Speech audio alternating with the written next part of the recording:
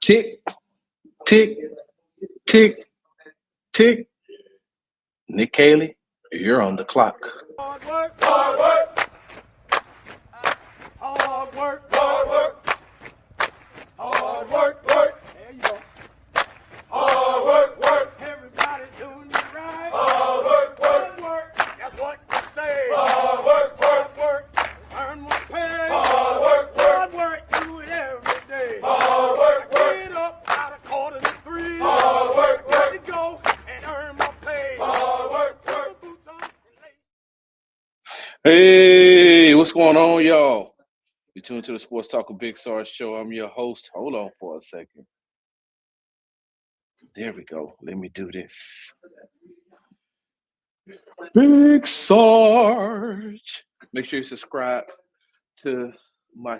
Make sure you are following me on the app formerly known as Twitter at Big Sarge Sports with the Z at the end. Follow me on the Tick and the Talk at Big Sarge Media. Make sure you subscribe to my YouTube channel at Big Sarge Media. Make sure you follow me on Instagram at Big Sarge Sports with the Z at the end. Because you know we do everything for the gram. And make sure you are subscribed to the Locked On Texas podcast on YouTube and to the Locked On Texas podcast. We're available wherever you get your podcast from. All right. So I know it looks different, right? Y'all see me. The background is different. That's because I am here in New York at Madison Square Garden where the Houston Rockets will take on the New York Knicks tonight. And hey, let me just give you Rockets fans. Before I start talking about Texas football, hey, y'all, it's going to be a little difficult because the Rockets are without Alperen Sengun. They're without backup center Jock Landale, and they're without Fred VanVleet. So it's so bad that Jayshawn Tate is starting his center tonight. So Jayshawn Tate, Steven Adams will probably come in to back him up, and then probably see some Jeff Green. They're going to definitely go. Some small ball tonight. Did you fly that Spirit Airlines to New York? You know that charge you to breathe. Nah, I don't do Spirit. No. I do not do Spirit. What's going on, everybody? So let me hurry up. I only have a couple of minutes, you all, but I want to make sure that I, talked about this. As far as the Houston Texans hiring Nick Caley as their offensive coordinator. And so, like I said, the game is going to start here in about 24 minutes. And so I need to be in my seat for tip-off. But I want to make sure, because it has been a minute since I've been able to talk with you all. So I want to jump on here and talk about something real quick. And I will dive into this a little bit more tomorrow morning. When from the hotel room, so the lighting may be a little bit off, but I'll dive into a little bit more about this and make sure you all are subscribed to the Locked On Texas podcast, because John Hickman and I we talked about this. So real quick,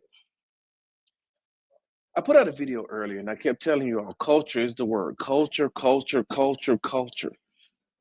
And a lot of people thought that I was just talking about the Houston Texans culture. No, I was also talking about the New England Patriots culture as well. And what D'Amico is setting and setting the standards for at the Houston Texans is where Nick Caserio came from. So there's culture there, and he has a good relationship with Nick Caley. And so you're going to go – the Houston Texans, looked at that culture, the culture that they already have, and they wanted to see if they were able to blend that in on top of the fact that, he comes from the Sean McVay tree. I told you all I didn't want anybody from the Kyle Shanahan tree because that tree does not bear good fruit. But coming from working with Sean McVay, one of the brilliant and most smartest minds in the NFL, that's amazing. And so I'm happy that they went out and they got somebody who's going to be able to work with CJ, who's going to get the plays in quicker.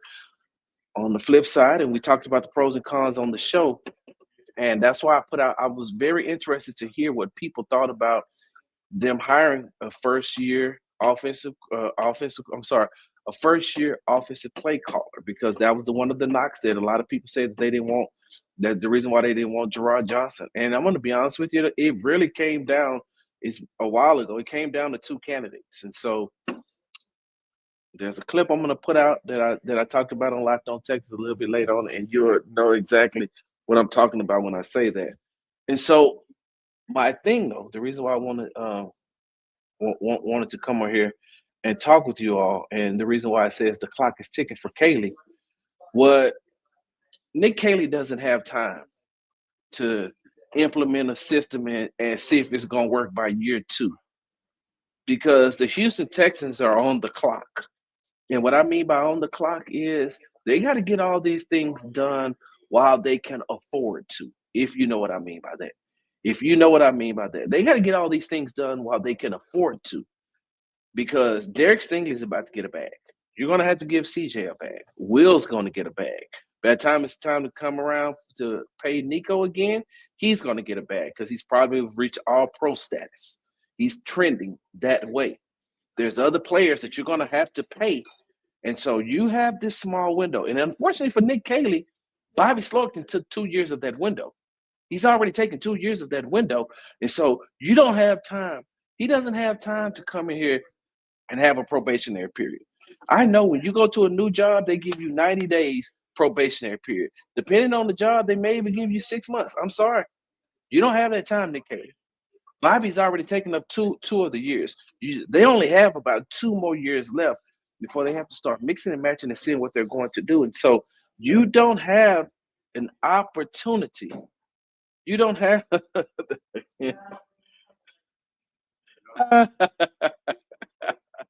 Larry, no, but you don't have I'm sorry, you don't have the time to have that window to be able to do it. Bobby already took that. Bobby already took your probationary period.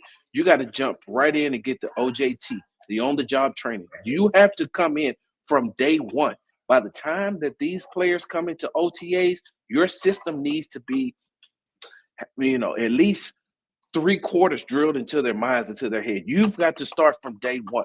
As soon as you sign that contract, you need to say, hey, where everybody at? Let's do Zoom calls. Let's get things going. Let's talk about whatever it is that we need to do so that when we come into OTAs and when we come into training camp, we will be ready. The clock is ticking. And unfortunately for you, Nick Caley, unfortunately for you, and I know the relationship that you have with Nick Caserio, y'all both went to the same school, y'all both worked for the New England Patriots. I got that. But Nick don't sign the checks. And the people who sign the checks, they're looking and they're watching and they're saying, we got to get this done. Because when it's time to write the check to CJ, you know how much money CJ is going to get when it's time for his extension? You know how much money Will Anderson Jr. is going to get when it's time for his extension? And then you're going to turn around and you're going to be looking at having to pay players like Kamari Lassiter. You're going to turn around and you're going to have to look at paying players like Kalen Bullock because of what they've been able to do. And if Tank is able to bounce back, you may be able to get a team-friendly deal for his first extension. But when he rolls around to that next one, like the money is the money that they have now, and the money that they're able to spend is what they have now. But they have to win within this window. And of course, they went to the divisional round 2 years in a row. That's amazing. But this team is built for AFC Championship. And I understand that the injuries played a huge part in that. I understand that the injuries played a huge part in the Houston Texans not getting to where they need to get to. But also the offensive scheme, the offensive play calling, the long time it takes for the plays to get into the huddle, the CJ being able to CJ coming to the line of scrimmage with no time to audible, with no time to really change the plays because the time clock is running now. Like Nick Caley, he has taken all of that from you. Bobby has taken all that from you. So you're going to come in and people are going to give you a fresh start. People are going to give you your own opportunity to come in and do what you need to do on this offense. They're going to give you that opportunity, but unfortunately, they're going to be looking at you through Bobby Slowick lenses. You're going to be judged and evaluated on the past offensive coordinator. So anything that you do that resembles anything close to what Bobby did, you're going to get criticized for that. And the sad part about it is you're going to make those same mistakes that Bobby made because Bobby was a first-year offensive coordinator. And Of course, you've been around these brilliant football players. You've been around, you've been around these great football players. You've been around these brilliant minds. You've been under Hall of Famers here and there. But now it's time, the spotlight is on you. And you're going to make mistakes because this is something new for you. This is something that you've never done before. And as soon as that happens, I hope you have a thick enough skin to be able to take the criticism that's going to come with that. And unfortunately for you, when you, when you go to use the excuse of this is my first year, not saying, because Bobby never used that excuse as he's he's a first time play caller, but he circumvented the truth. He used words. He semantically spoke. And don't get me wrong, I like Bobby Slowick. Bobby Slowick is a very good guy. He's always been fair to me. And so now, Nick Caley, when you come in, you're going to make mistakes. You're not going to come in. You're not Sean McVay. And that's no knock against you, but you're not Sean McVay. Sean McVay is Sean McVay. You are a disciple of Sean McVay. You are a part of Sean McVay's coaching tree. The good thing that you have going for you is that you did coach a position, unlike Bobby. But you're going to make mistakes. And unfortunately for you, Nick, and I'm talking about not Casario, I'm talking about Kayley. Unfortunately for you, the Texans fan base has already seen the mistakes made by a first-year offensive play caller. And when you go to make it, they're going to have PTSD, post-traumatic slowic disorder. I'm just playing, y'all. I'm just playing. But the clock is ticking. The clock is ticking. And if the Houston Texans stay healthy, if the Houston Texans can stay healthy with the amount of talent that they have on both sides of the ball, it's got to be AFC Championship. Listen, look, I understand. Going to the divisional round of the playoffs is not easy. But the Houston Texans fans has been there, done that. The Houston Texans been there, done that. They're ready to go to an AFC Championship game. They're ready to go to a Super Bowl game. They're ready to compete with the likes of the Buffalo Bills and the Baltimore Ravens and the Kansas City Chiefs. They're ready to compete with those teams to take that next step to get to the AFC Championship game. They're ready to compete in a Super Bowl. And if you can't get them past the divisional round, then that's going to be another 2 years wasted. Because now, with the culture that's set in Houston, the culture that's set in Houston, and the way that the franchise is set up, as far as from the head coach on down, anything less than an AFC Championship game from this point on is a failure. The only excuses you'll be able to have is the only excuses that you'll be able to use is injuries. That's it. And I do feel, I'm going to be honest with you, I do feel that if the Houston Texans would have been fully healthy, that may have been able to save Bobby Slowick his job. But what you're going to have to do is, and like I said, Bobby done done everything that you can't do. And so what you need to prove, what you need to show is when that time comes, if you do have the injuries, because like I said, fully healthy, you don't make the championship game, there's going to be eyes on you. There's going to be people that's going to be talking. There's going to be people that's going to want to know what's going on. Injuries occur, you better be able to show that you can make the necessary adjustments to work with what you have. And that's the one thing that Bobby Slowick could not do. Bobby Slowick could not make the necessary adjustments to his offense and his plays for the lack of talent that was not there, that he built that offensive playbook around. You cannot say, I don't have this player, I don't have that player, I don't have this, I don't have that. You got to be able to show that you can make the necessary adjustments, because Bobby's already took all the excuses for the injuries away. He's already taken all of those. He's already used them up. They're gone. You can't use that. And one of the reasons why Bobby Sloak is no longer part of the Houston Texans is because his unwillingness to adjust. I didn't say his inability, did I? Y'all heard me right. I didn't say his inability. I said his unwillingness to adjust. And because he's not able to adjust, this is what happens. You lose your job. Because there's other teams around the league that was less talented that were able to make the necessary adjustments in order to win the games and to get to where they need to. Every team deals with injuries. And I understand that Houston Texans went through a lot. But Bobby, on a weekly basis, you see, you got way more eyes than anybody else. You got way more intel than anybody else. Oh, we're gonna be without this. Okay, what's the adjustment I need to make? What's the adjustment I need to make? So, I got to get up out of here, y'all. Like I said, the game is about to start. Hey, Larry, can you say post-traumatic slowing disorder? Yes. Hey, can somebody send that to me? What closet they got you in at MSG? No, man, they ain't got me in the closet.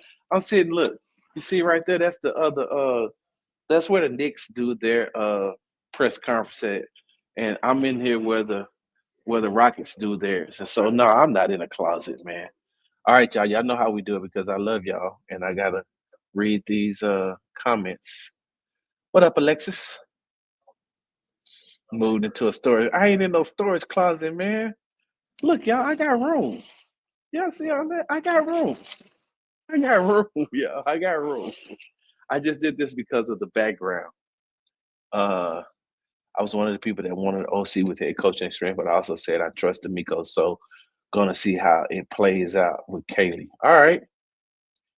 D Skills, what's going on? I wanted someone with experience too. I was not looking forward to another OC learning on the job. What's happening? Tay? What's going on? Marcus, what's good? So I show how fat those pockets are with the cleaners. Hey, look. This actually came from, you know what? I ain't gonna even tell you.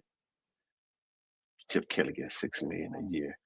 It's wild. Hey, did y'all see what I said? Did y'all see what I said on social media? Did I say that on the show? I may have said it on the show too. Anyway, if I did, let me say it here real quick. Once again, and like I said, I tweeted this out. So if you heard anybody else use that on today, as I tweeted that out on Sunday, but if you heard somebody else use that today, then they stole it from me. They stole what I'm about to tell you from me. The quickest path to a head coaching job for Chip Kelly is to go to the Las Vegas Raiders. That's the quickest way because Pete Carroll is David Culley. And what I mean by that is he's just there to bridge the gap until the next coach comes along, which is probably Chip Kelly, the head coach in waiting. I've been saying, I said this, like I said this on Sunday. I said that, tweeted it out. The clearest path for Chip Kelly to get back to becoming an NFL head coach is through Las Vegas. And they're paying him. He's making very, very, very good money. Very good money. But they're paying him. They got $92 million in cap space. They have draft picks. They're going to go out. They're going to improve that team. And when they get that team up and running, then they're going to push Pete Carroll out, and they're going to usher Chip Kelly right in. There was no way that was going to happen here in Houston. No way. No way that was happening here in Houston.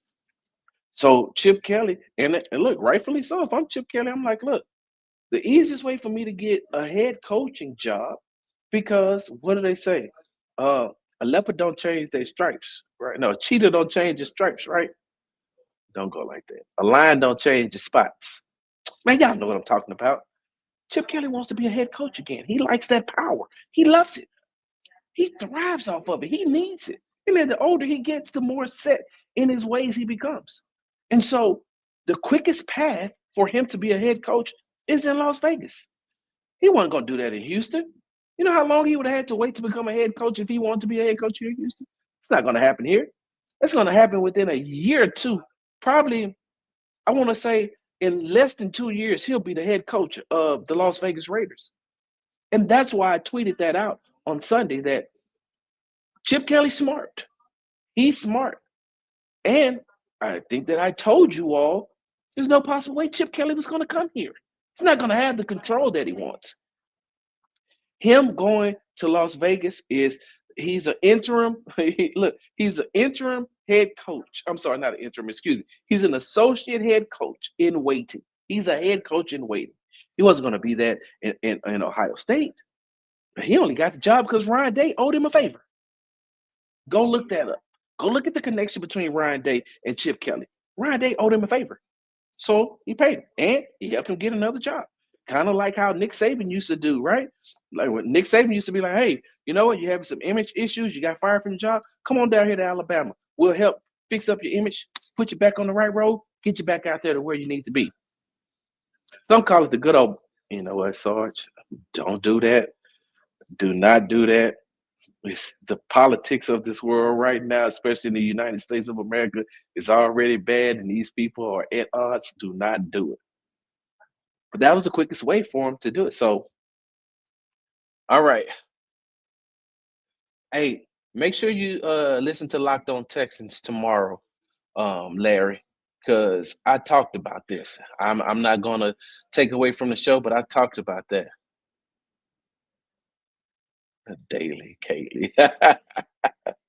I like that. You got to tweet that to me. Forget that right here. Right. Let me see.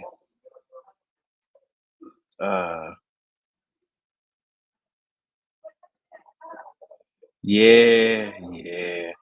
It's bad. Let me see. It's time to get the job done. It's Bailey and Sean. It's time to rise. Let me see what Sean said. Good job.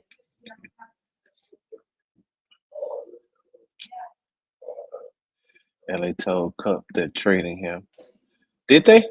I didn't see that, sir. I've been here so much. What's Walmart Wings approved? This show? Thank you. I appreciate that. For sure. What up, Keith? For sure. Chip Kelly gets $6 million. That is crazy. Wow. Okay.